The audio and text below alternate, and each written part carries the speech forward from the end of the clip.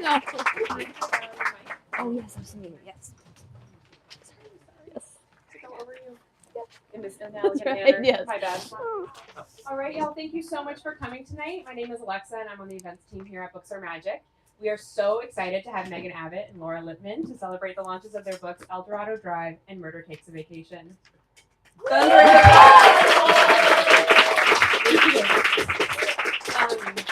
get started, I just want to point out a few logistics.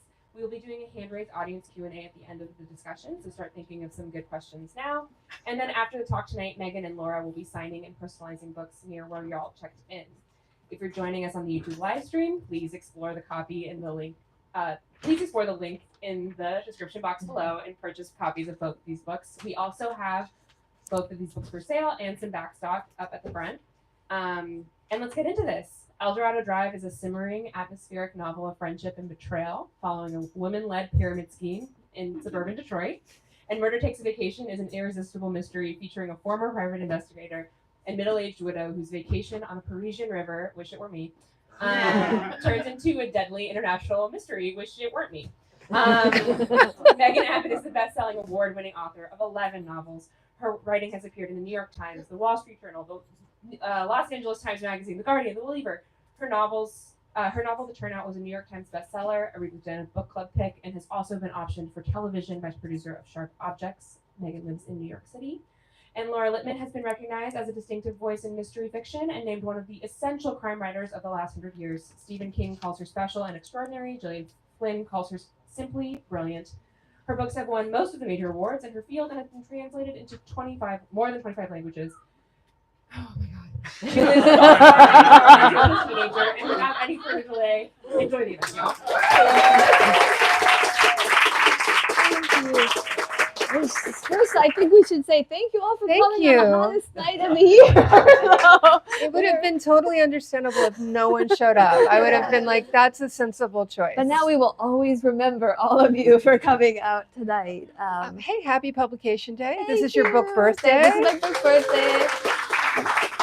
Laura's came out a week ago, so we've never been so close in publication. No, we haven't. But we've known each other for almost 20 years, so yeah. Well, I mean, almost. Really? Yeah, I would say yes.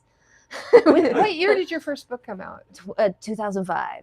Oh, yeah. So we've known each other because I probably met you within a year of your first book coming out. Yes. Oh, wow. Oh.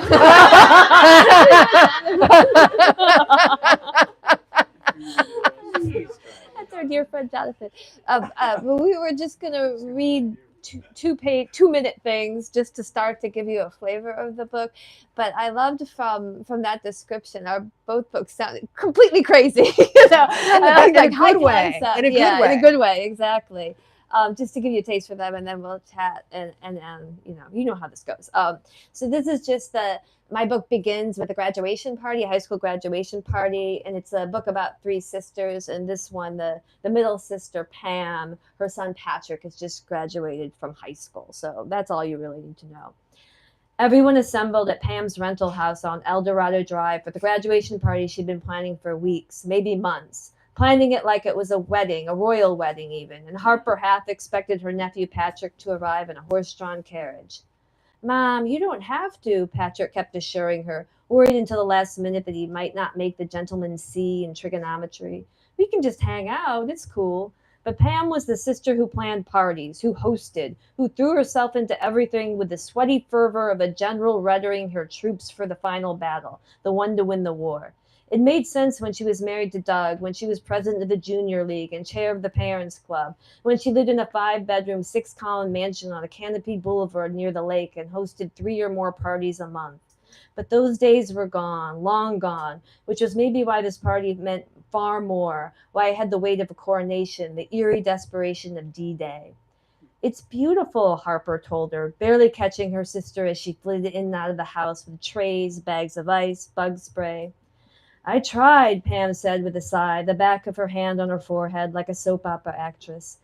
"I just want him to remember it forever." They both stood for a minute to take it all in, the backyard glimmering with candles and string lights, Norseman green and gold balloons, a half-dozen rented tables draped with gold linen, branches strung with miniature graduation caps, garlands shimmying with graduation tassels, the ancient elm tree thick with bright paper lanterns. Class of 2008. More than 20 years ago, Harper and her sister had celebrated their own graduations on the grand lawn of the Hunt Club. Formal affairs that ended with all the parents drunk, their chairs tipping onto the grass, and all the kids escaping to the after parties in paneled basements and rec rooms all through Grosse Pointe. Now, as the auto industry's fortunes sank, most graduation parties resembled this one, stuffed into the backyard of Pam's split-level rental house on the optimistically named El Dorado Drive, a street that would forever remain aspirational, close as it was to shaggier St. Clair shores, a different county near the water, strange smells forever rising from the storm's sewer drain. But somehow Pam made it all work, as she always did. You never even noticed the pitted aluminum siding, the yellowing lawn, the painted-over window latches, and the sagging gutters. All you saw was Pam's magic.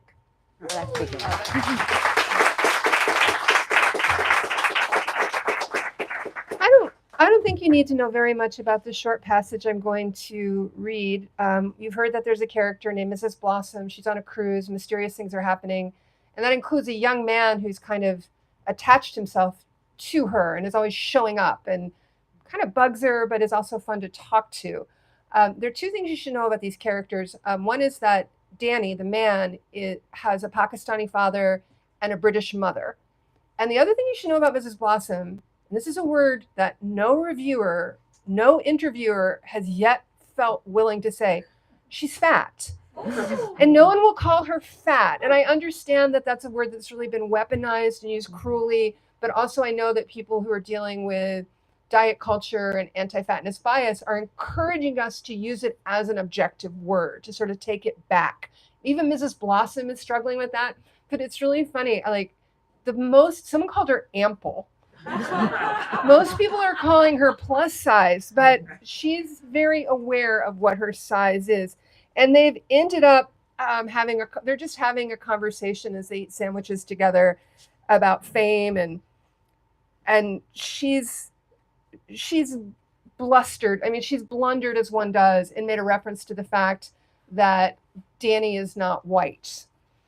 And he said, it's okay, Mrs. Blossom. I'm aware that I'm not white. There's a game I play sometimes when I try to think of how many famous actors, famous in the Western cinema, not Bollywood and its environs, might play me in a biopic. How many can you name? Her brain froze. The one he did sort of nerdy roles, but then he made his own movie and then he was a superhero? He laughed. That could be Kamal Nanjiani or Dev Patel. But okay, that's a start. She was stymied, unsure of the rules of this game. Must the actor be Pakistani? Must he be Danny's age? Would it be rude to say Ben Kingsley? There had been a very cute actor on Young Sheldon that one time. She decided to turn Danny's question on him. Well, how many actresses could you name to play me? I mean actresses who are my size. There's the one. She's a little young to portray you. Thanks. But so beautiful with that shiny hair. And funny, I can't think of her name, but it's right on the tip of my tongue. I'm not beautiful, and I'm not known for being funny. You make me laugh all the time, sometimes even on purpose. Also, you should stop running down your looks. You're quite attractive. Oh, wait, I have another one. Olivia Colman. You totally give off Olivia Colman vibes. She's skinny. Why are you so obsessed with your size? Because the world is obsessed with my size. Mrs. Blossom's words burst forward with a vehemence that surprised her, but she couldn't stop herself. She realized she didn't want to stop herself because strangers offer me diet tips and suggest that I think about having the salad with the dressing on the side. Because people say good for you and give me a thumbs up in the gym. Because since I was in grade school, people have told me what a pretty face I have and talked about my dainty hands and feet as if I don't know what that was code for. Because when we went to see Fantasia on a class field trip, everyone looked at me when the hippos danced.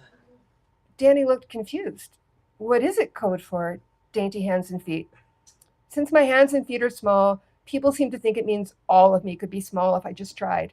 I did try when I was a teenager. If I hadn't, my mother probably would have locked me in a room and fed me bread and water for the rest of my life. I ate as she told me to eat, but I never lost weight. God, when Harold proposed, I couldn't get out of my parents' house fast enough. We were married 3 months after we met, and we were very happy despite her dire predictions. Mary in haste, Danny said. I hate to take her side, but she had a point. My marriage was wonderful. Always? Always, she lied.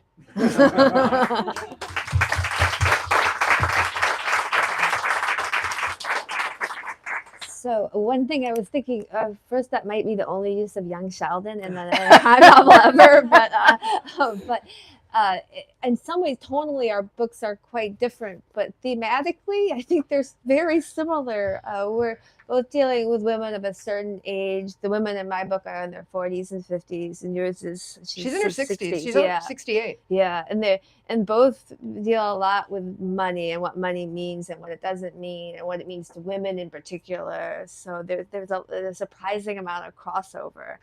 Yeah, thematically, I think we were talking about women at these crossroads in their lives. I mean, I'm really interested in the fact, is this the very first time you've written about sort of your hometown? Yes, it is, and it was quite a trip. It's set in Grosse Pointe, which is a suburb of Detroit, which was, when I was growing up there in the 80s, and it had been shellacked by the collapse of the auto industry. All the jobs had gone overseas, and growing up in Grosse Pointe, it was where Henry Ford's, Etzel Ford House was there. It was really where the executives lived, and by this era, the white collar jobs are gone too. But so it was a sense that the grand days had already passed. I grew up in that world, like the end of Empire, kind of like now. So it was. I had always avoided it. I didn't like I liked Detroit, but I hated Grosse Pointe. And there's a line in the book that is one that I stole from my dad. He used to say, "This is the only place where Eisenhower is still president," and that definitely was Grosse Pointe. So it was a strange experience writing it and finding myself feeling some nostalgia for this bar that Jack Kerouac supposedly drank at once, or the neighborhood pizza place, or sort of feeling these feelings that I hadn't felt since I was a kid. It's sort of the eerie feeling, a kind of uncanny, kind of haunting for me. And did you know, growing up there, they would have been girls at the time, but the girls who became women, like Pam and her sisters, were those people you knew really well? I mean, I wouldn't say wow. They were. I was if you either lived near the lake or near the freeway in Grosse Pointe, and I lived near the freeway, so and we didn't belong to any country clubs, and all of that was sort of outside. The only time I ever went to the country club is when the Girl Scouts were allowed to go to the country club to look at the horses, or something like that, or I could have washed dishes there, but it's a summer job. So it was really, but these were the women that surrounded me. These were the women that my friends, often my friends' mothers were part of, where they were the parent teacher club, they were the benefit, they ran the Rotary, they basically ran the town. These women, very powerful, very put together, very frightening to me. Which, they seemed to really know how to do everything, and they had a force, like a will to power, that was shocking to me. And we've talked about this a little bit, but I mean, I would definitely urge people to read your book first and then go back for the documentary, because it's more interesting that way. I'm pretty sure that you took the raw material of this documentary, right, Murder on Middle Beach, but at the center of your book, which just seems so timely, is an MLM.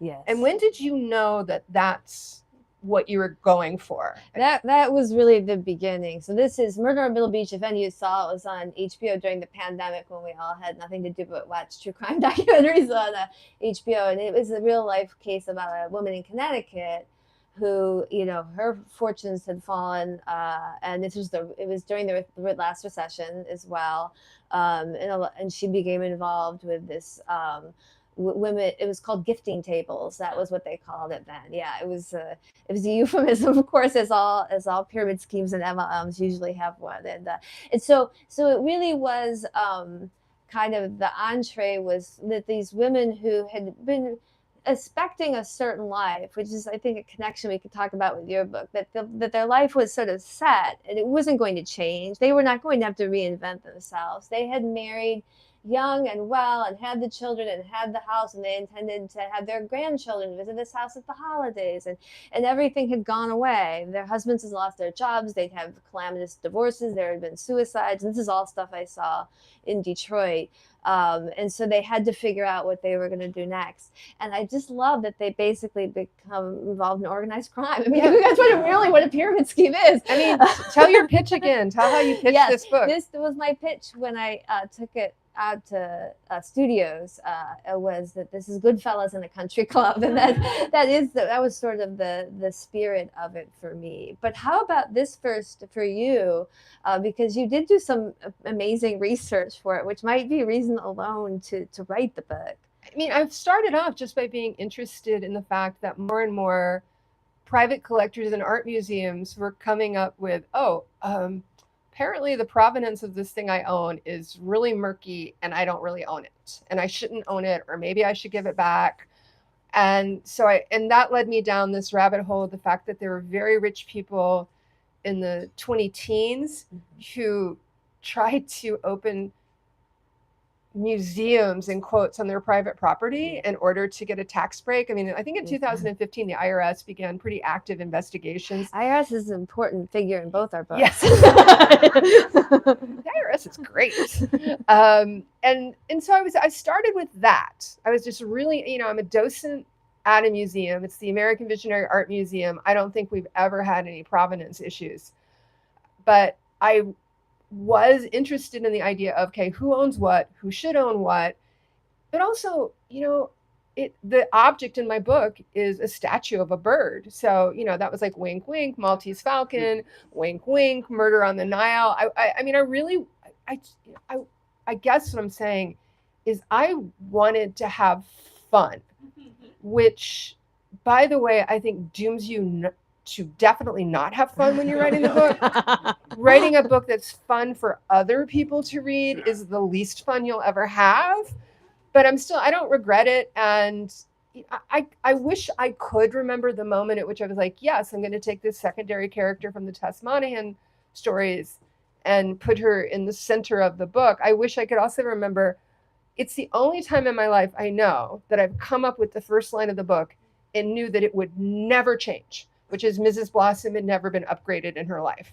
Like the moment I had that, I was like, I'm good. This is, we have to be careful because we've been talking a lot, but we have to remember we haven't talked in front of the people we're talking in front of tonight. We're in a group chat. So but also we did an event last week, yeah. And one of the great images from that chapter you just read is the money tree, and the money cake, the money cake. Yes. Could you talk to us about money cakes? Because it's, there's one served at this party for the graduate. This is actually the next, it's what happens next, which is, I didn't know about this, as I hadn't been to high school graduation party of late, and not in the Midwest especially, but did any of you ever seen a money cake? So it's kind of what it sounds like, but it's a cake that there's two versions of it. One is it looks like a wedding cake, but it's like completely encased in bills. So essentially it's really telling you a lot about what you think high school graduation is supposed to mean. It doesn't seem like a great idea now that I'm saying it. I mean, it seems like you're really saying, now make some money because we have lost our jobs and you'll need to support your parents in their old age. But the other version is when the actual money is inside the cake, and then everyone gets out their phones, take a picture of a new graduate pulling this string out of the cake, and it's bills. And they're all like connected, and it's just like almost like a magician with scarves. Yes, it is. And then 3 weeks ago, I went to my nephew's graduation, and my sister-in-law, who I adore, had a Hawaiian lei made of money. And I thought, wow. I said, wait till you read my book. So that was one of the images that really was sort of when I knew I had a book. Once I learned and got on Pinterest and thought like how you make the cakes, and I have to describe this cake. This cake is amazing. And it is so much how much of it you have an idea, but how much of it is organic and you find things. I mean, when you had a movie inspiration too, at what stage did that come into it for you? The sequence of things is so jumbled. I mean, right now in my life in general, I only have, it's like before Christian Empire AD for most people. And I don't know. For me, it's like, was my daughter born or was my daughter not born? So like 2010 is this really hard line, and I'm really sure what happened before 2010 and what happened after 2010, and then it's all very murky. I think I thought of charade pretty early on. I think charade might have even been the first inspiration because I was watching it for This is a Stanley Donen movie. Stanley right? Donen movie. If you haven't seen it, I'm always shocked by what people haven't seen. I know I'm old and I shouldn't be shocked anymore, but it's such a good movie. It's worth finding. It holds up really well. It's a very slick entertainment. Audrey Hepburn has married unhappily. She's getting ready to divorce, and her husband has been murdered. And these three kind of scary men show up who are all looking for this vast sum of money that they stole when they were in World War II. I think they stole it from the Germans. Yeah. They stole gold. Yeah. And she's like, I don't have gold. I don't have money. I'm flat broke. He took everything. Like, you know, he left like a valise with these few items behind. And meanwhile, there's Cary Grant. And he's like, well, I'm this guy. Okay, well, maybe I'm that guy. Or maybe I'm a different guy. Can I trust him? And she can't trust him, although she's very attracted to him because he is Cary Grant. And like there was a lot I saw in that, but the main thing I saw was that I was like, okay, I'm always looking to flip the genders. It's like, what if the woman is older and the beautiful young person is a man? What happens then? Will it be a romance or not? I went into it not knowing whether I was going to write a romance for Mrs. Blossom, and she has more romance in the book than I've had in the last 5 years of my life, that's for sure. But the book is, in the end, more interested in friendship. And friendship is really important. And she's at a stage in her life, and she's been a widow for 10 years. She's been helping her daughter raise grandchildren. They don't need her anymore. They're moving to Japan. She's implicitly not invited. And so I think there's a line about, you know, a new life, whether she wanted one or not. And so, I mean, that's another thematic overlap, which is your characters have all been thrust into new lives, whether they want them or not. And they don't really seem to want to. I mean, you know, they miss the faded glory of their, you know, younger days when they wore beautiful dresses and went to big parties and their father was a big shot. Right. And they had these stable marriages and stable children situation, and they knew their role and their identity. And they're all in the book, either different reasons. One of them has a sick husband, one of them had this disastrous divorce, and one of them never had any. You know how the youngest sibling often has a completely different childhood than the older siblings, and so the younger sibling was the one who, when the money all went away, so she was never paid much attention to, and she never had that kind of money, and she's not interested in men at all, so much less being married to one. So it is very different. So it's sort of a way of also how much your childhood shapes your idea of money for the rest of your life. And this often happens couples and relationships where you have a different idea of how much money is like what feels like a good, safe amount of money. And I think for these women who never had to think about money, and that's a lot of the women in the club, that's completely, which is sort of an interesting analogy to Mrs. Blossom, because she's never had this kind of money, and she doesn't really know how to handle it. No, she's come into a windfall, and, you know, in dreams begin responsibilities. I was going to ask, this just came to me. We haven't talked about this. In the household you grew up in, did you talk about money? Where did your parents stand on talking about money? Well, no. I mean, they're wasps, and they never talked about money.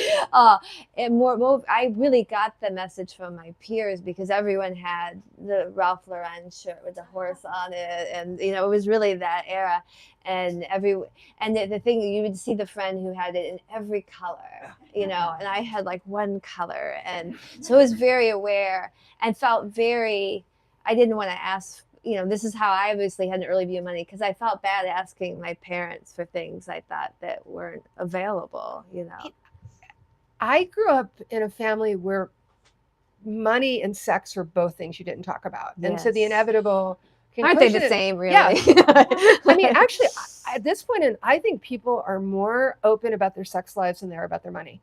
Yes. And I think I would still be really shocked if someone tried to interrogate me about details of my personal finances. Right.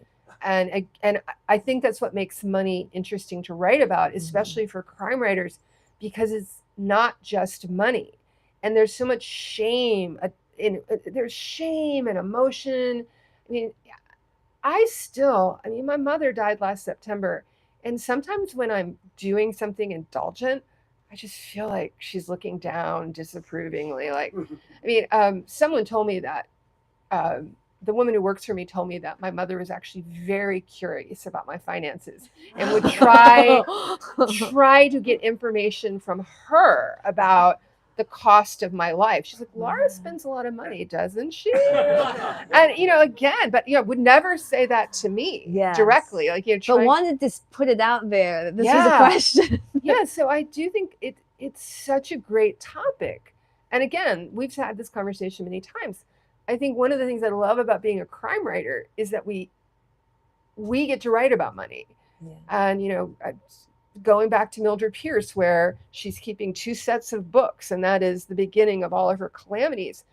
But, in literary fiction, I think it kind of waxes and wanes. And John Lancaster wrote that brilliant book, Capital, which is about what happens to a bunch of people on one street in South London before the economic crash. And these houses are worth so much money, and some people are going to get very rich, so I love a book like that, but they come and go. Right.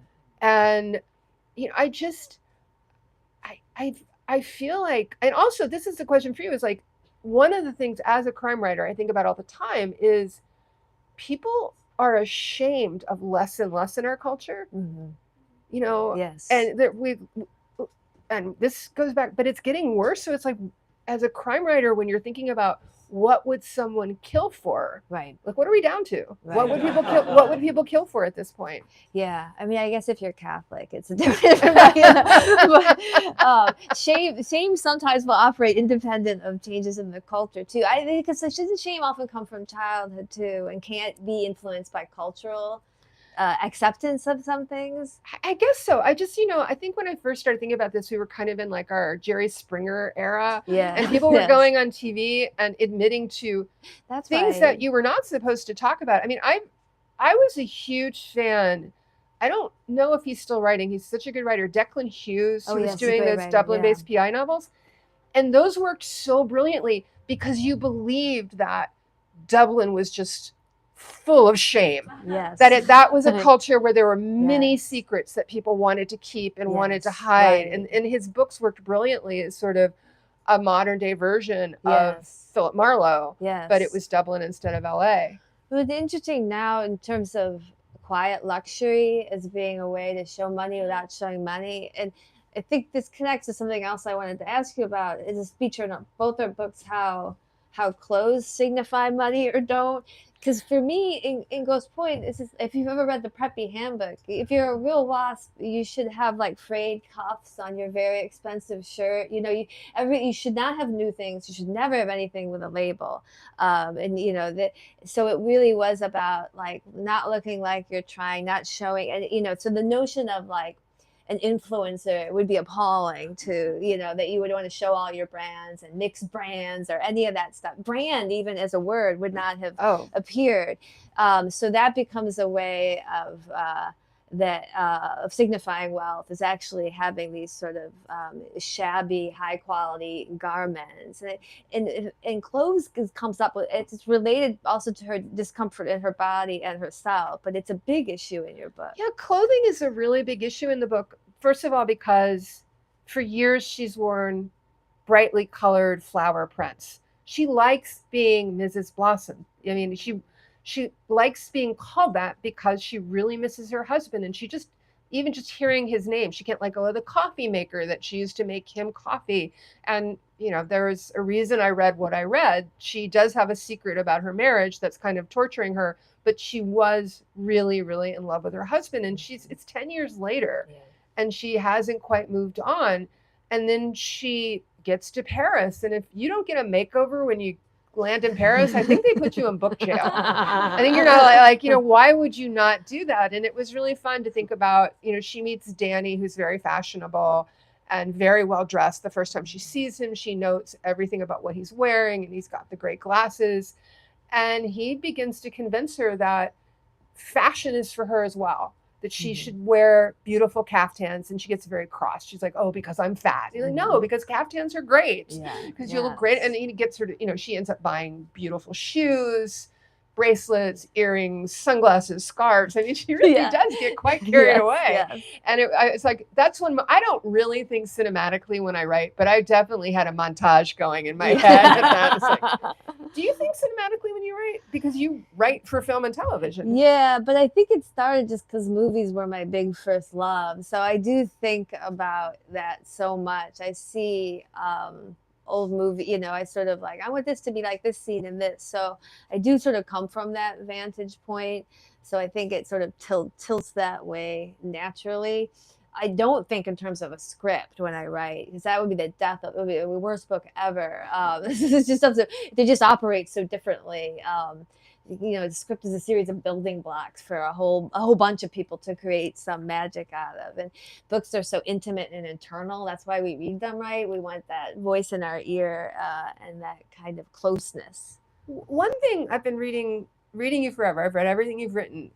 I feel, and you can contradict me and say I don't get what you're doing, I feel like you reinvent your voice for every book. I feel like you create a singular voice for each book that is, I'm going to sound crazy, but I felt like both Dare Me and I'm going to blank on the title. No, I probably would too. The gymnast. You Will Know Me. You Will Know Me. I felt like the prose was muscular and athletic. I really did. So I really do feel, and I really noticed too, Beware the Woman, that has a different voice. Like, hold my hand, take my hand. Give me your hand. Give me your hand. So bad with titles. By the way, I blanked on 3 of my own titles last week, so I feel.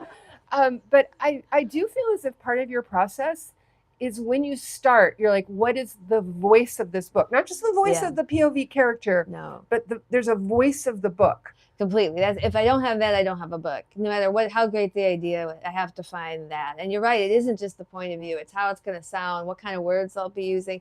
It's not conscious like that, but it doesn't catch. That moment when the book catches fire, and you never really. That for me, that's when I have the voice, even if all the pieces aren't there. I know it, and it makes me think for you, because this is a slightly different genre for you. So this is a big change for you. And one of the things that I wanted to ask is if how scary that felt, and where you decided you might sort of, because I know you love the cozy, which is the sort of, and you can talk about what that is, so it's not like you're trying to disrupt it, but where you made sure there was room for yourself within that. Yeah, I would never want to disrupt the cozy. It's, it's classic for a reason. It doesn't need disruption. Right.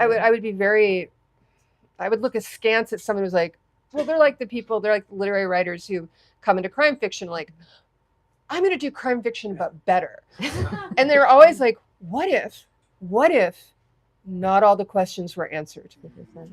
Like, you know what? There are like only 1,000 books like that. Or like, have you read any crime fiction? So I have a lot of respect for the cozy. And I think one of the things that I thought about a lot is that I knew that I was writing in a subgenre that some people just don't respect and won't take seriously. And, people in our field who claim to love crime novels, there's some people who are like, but cozies are just about women shopping. And it's not my view, please.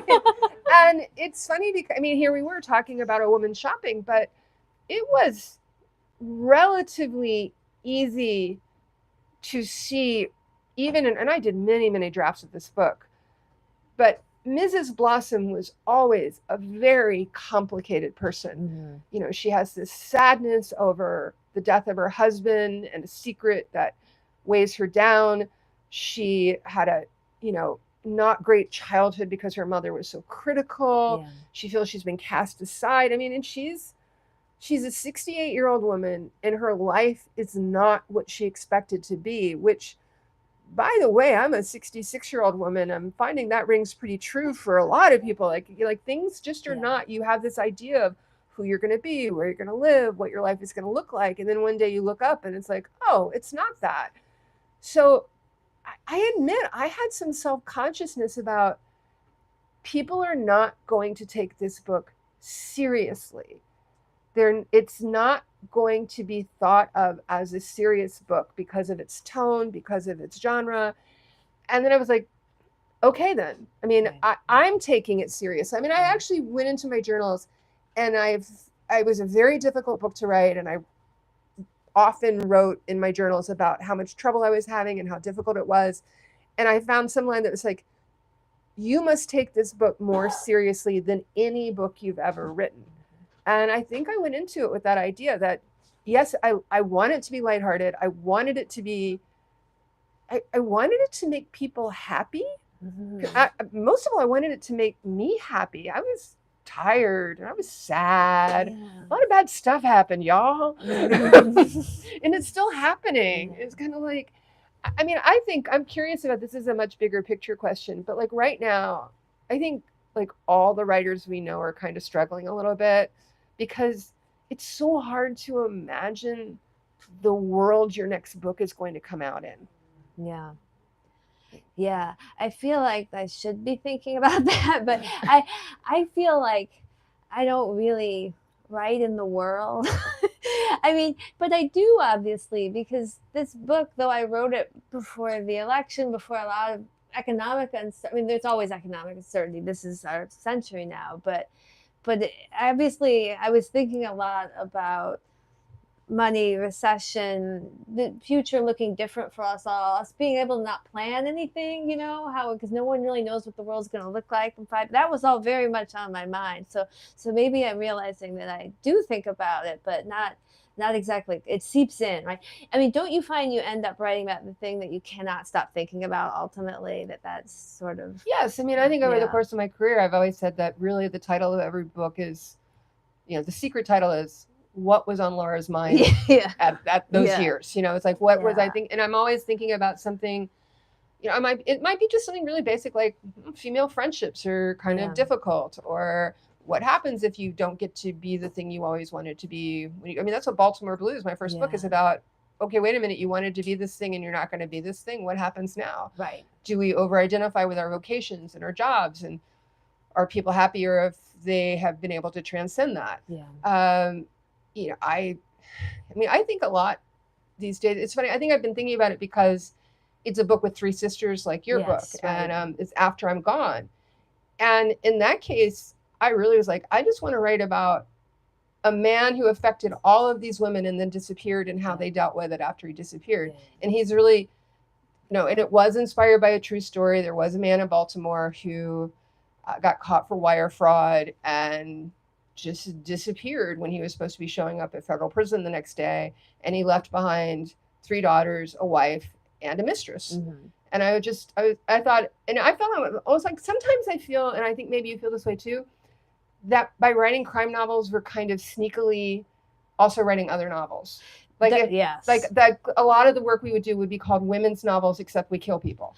Absolutely. Absolutely. I always use, and this is something Jonathan and I talked about, that Billy Wilder, this is Scorsese talking about his favorite directors from the 50s and sort of B-noir movies, and how they were always smuggling in bigger ideas. And so they're like about nuclear war or racism, or it said, but no one looked at them as being about that, because this is about a heist. This isn't about that. This is about, so you kind of feel like you can put anything in them because no one's really taking it seriously anyway, you know. So they become, in this weird way, the de facto social novel, because they're maybe more about our lived reality in some ways, and that I do think they are in many ways, for just sort of the reason you were talking about money. I mean, you can't write a crime novel and not talk about money. Money always comes into it, and I think you know, that's sort of the place you get to play with what money means to people, and those sort of extreme.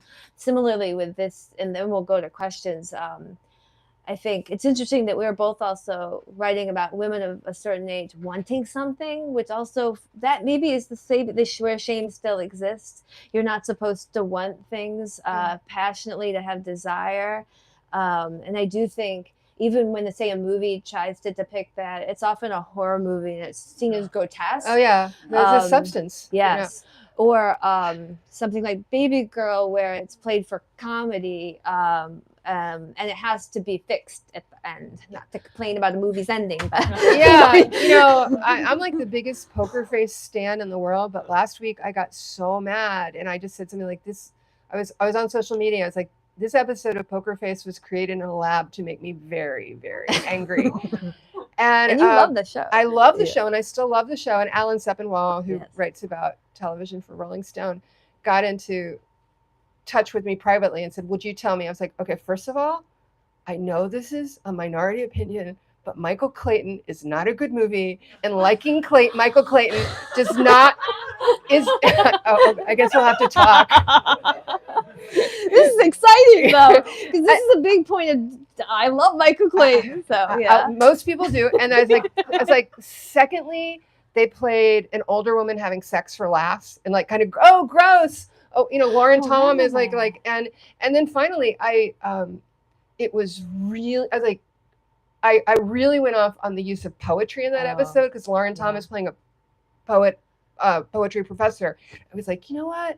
If someone came up to her at a bodega and started quoting William Carlos Williams about the plums, she would go into the fact like, do you know that he actually did that after his wife wrote this really cool note, and then he hid that note for a long time, and that he was a philanderer, and then he went to punch the Baroness. Like, they didn't know poetry, so I was just like going crazy. But I like, yeah, but the idea of, you know, this woman, I mean, Lauren Tom is this gorgeous woman in her 60s, like, that it was funny that she was having sex. Right. And I was like, where Cary Grant in Charade is how many years older than Audrey Hepburn? At least it's acknowledged in Charade. At least the Cary Grant character is constantly saying, I'm too old for you, whereas in a film in 2025, no one would even comment on like a 20-year age difference between the leading man and the leading woman. We have many opinions, but I'm realizing we should go to questions because I get the signal. But we need to talk about Michael Clayton later. I have a lot of thoughts about Michael Clayton. I feel like you could convince me. Anybody have any questions from the audience? Come on. Helen, yes, go ahead. All right. What was, for both of you, what was the last thing you really wanted? Oh, so the question was, what was the last thing we really wanted? Oh. I was on First Dibs looking at some Bakelite bracelets.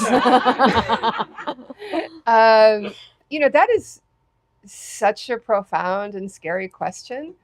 And I think I would almost not want to answer it. It feels so private. Yeah. Because that goes straight to what Megan was saying about desire. You know, I think in general, the thing that I want is to sort of be seen and be visible in the world. I'm an older woman. I do this is an interesting conversation because I write about Mrs. Blossom as being a person who's not seen. And one male interviewer said, I refuse to believe that people don't see you because of how tall you are and how you dress. And I do, like, you know, wear fancy dresses in South Baltimore, which is a place where nobody wears anything fancy. So like, yeah, sometimes I'm seen. I'm like, it's true. The guy at the liquor store used to have a lot to say about my dresses. But you know, I just don't want to be kind of like pushed aside as if I don't matter anymore. And, you know, I realize I'm at an age where I could collect Social Security if it still existed.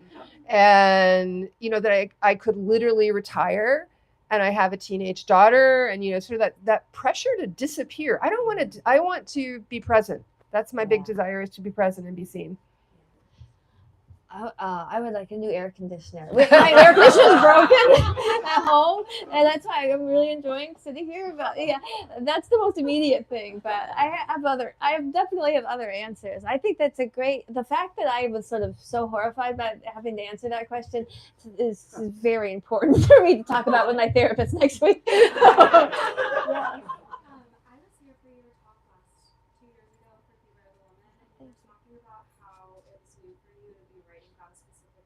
Yes. How do you feel like your writing process may have changed between writing about like Upper Michigan and your Don't forget to repeat the question. Yes. So the question was about that Beware the Woman was the first book I set in Michigan, and this is closer to about difference between a lot of my books. You don't know where they're set. It drives people on Goodreads crazy. What state is this in? What coast? Because I want the reader to be able to plug themselves into the book. But now I've gotten more specific with these last two books, so it does suggest something's happening. Though I still say the book I'm working on now is set in no place, USA. So I think for this, I must have been approaching writing about where I grew up, and the process is different. The specificity actually gave me energy and fire to it. It felt much more personal. Usually we can disguise ourselves in our books much more easily. I felt a little more on display in this one, a little exposed, which felt like I really like to do with each book have something that really concerns me about writing it. Like, can I do that? It's going to freak me out to do it. And I would say that this was that, where it felt like I kept trying to hide myself in the book, but I was starting to remember so much more that I kept coming back into it. How about you, as someone who writes most often about a place you know very well, so mostly about Baltimore? I mean, I took the boat trip that Mrs. Blossom takes because I just decided I could not do that. I very much wanted to do it purely from my imagination. I believe in that. But at a certain point I said, no, this is a bad idea. I'm going to go take a cruise with my daughter, which was a blast. And I'm glad we did it. Yeah, I like to write about place. I was really affected. I love Larry McMurtry, and I love a lot of McMurtry that other people don't love. And in particular, I love a book he wrote called All My Friends Are Going to Be Strangers. And I read it in a University of Houston press edition, and there's a very serious academic essay at the end. And the professor explained that it was McMurtry's goodbye to regionalism, his farewell to regionalism. Yeah.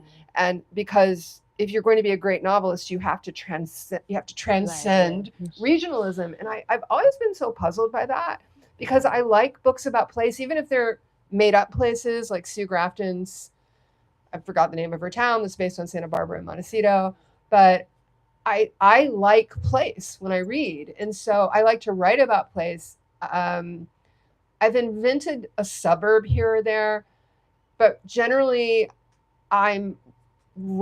place is really important. Yeah. And when I teach, we talk a lot in my fiction workshops about where these stories are taking place, where and when. Right. Because I think those things are a lot more important than some beginning writers have figured out. Definitely. Other questions? Yeah.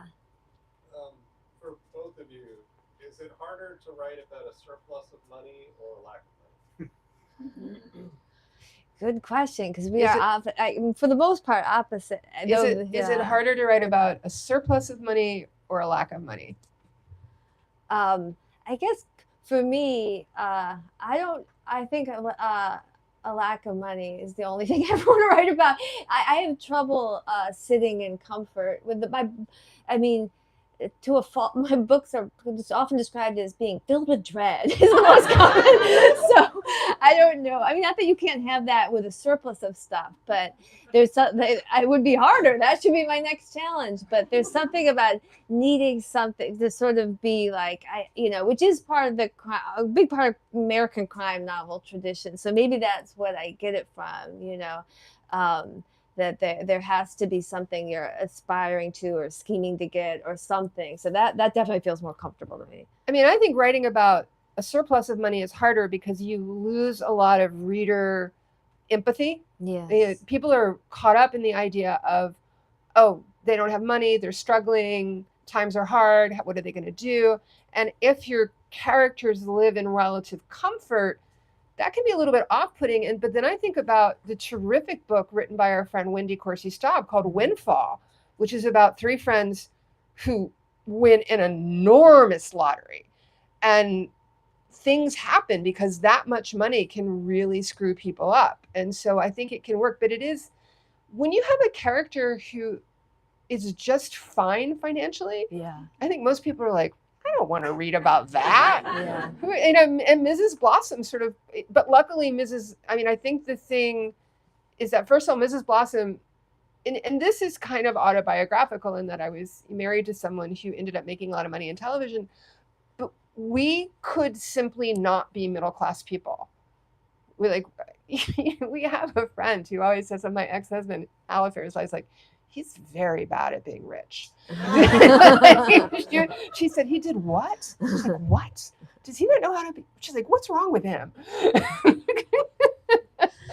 I think some people love to read about rich people though too, without a problem. But I guess it's a different kind, like escapism of like entering to a world of wealth. I mean, I love, here's the thing. I'm not going to name names because I'm never going to be rude about people who are writing now and who are popular. The books I have tried to read currently where people are like wealthy and living amazing lives, they just leave me cold. They are missing that Jacqueline Suzanne, Judith Krantz grit. There's just something. Well, now you're talking about the classics. Yeah. So. That's true. It's really interesting. They're kind of blah. Yeah. They don't get how, I mean, the people aren't fighting for it and like aren't scratching to get to the top. So we have time for one more. You touched on something that I think is really interesting to all crime writers, but in a way we could say, well, crime writing is often not respected, and you took a step back into a cozy, which might be less respected, and the way you felt about, I understand that this is not going to be taken serious. I wonder if you could expound upon that a little. I mean, I knew that the way that this book would be question. Okay, yeah. Jonathan is asking me about my decision to consciously choose to write in a form that I know typically tends to be taken less seriously.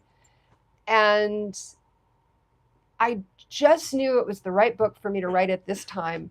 I knew it would be a challenge for me, and it was. It was a very difficult. We were talking about this before we got together, before we started tonight, about how difficult this kind of book can be. Again, we can't write for the market because we're starting 2 years out. But on subconscious level, I needed to escape. And I think a lot of people need escapist literature right now. And I guess I was just kind of willing to, I'm struggling for a word. I've been doing this for a really long time. I have a lot of credibility as a writer. And I was like, if I can't do this, then we have a problem. Like if I can't write more of a fun book, a romp, a book that I know some people will not take very seriously. And it's interesting because Megan and I, we were both like books to look for in this summer in the New York Times, but we were on 2 different lists. Yes. But I was like, no, it's good that I'm on the other list because this is a book for people who are looking for escapist entertainment. Right. I want people to know that. And if no one ever notices, I mean, ever since I started writing, I've been putting things in my book that are like little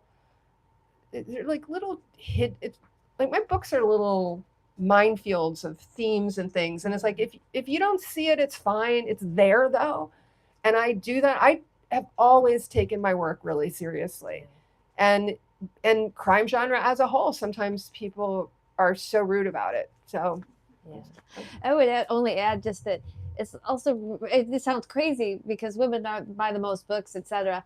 But it's books about women living their regular lives are not taken seriously. And I find this in Hollywood a lot, a show about women living their lives. It's a little small. That's the comment. That's the code for that. This needs to have, this needs to have more, and they wouldn't necessarily say what that is, but like the sort of stuff that we grew up on, stories about women's lives, is sort of not considered high concept enough. Think about one of the best films ever made, which is not Michael Clayton. No, I wouldn't say that. Yeah, it's Double Indemnity. Thinking about Alice Doesn't Live Here Anymore. Oh, think about this amazing film with amazing performances. That it's Scorsese, right? Yes. Yeah, like no one would remember that it's Scorsese. I mean, I doubted my memory. He makes movies about women. Yeah, and it's like you cannot make that movie right now. I don't think. Can you? No, it wouldn't be a movie. Right. I mean, it wouldn't even be a series. No. Sorry to say, that's my guess, but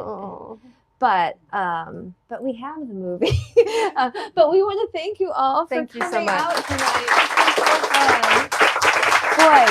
think it would be a movie night. Maybe independent. It'd be like a small Sundance. Thank you. Thank you guys so much for coming tonight. If you're still with us on YouTube, please check out the link and buy these books. I don't freak out, everybody. There's limited quantities, so if you want to buy it in the store, you should do it now. Just so you know, we are going to start packing up because we have to turn this place back into a bookstore. So please just keep all your belongings with you. And then Megan and Laura are going to be signing. If you look where my coworkers are waving, that little alcove. Okay, great. Thank you so much. Have a great night. Thank you. Thank you so Yeah. much. For Oh, you. thank And we can you. leave our Of course. stuff in the Yes. break room. Great. Okay. And do you And I want will these take your back? mics. Yeah. Great. Oh, yes. This was so fun. You guys are great conversation partners. Yeah. But I didn't.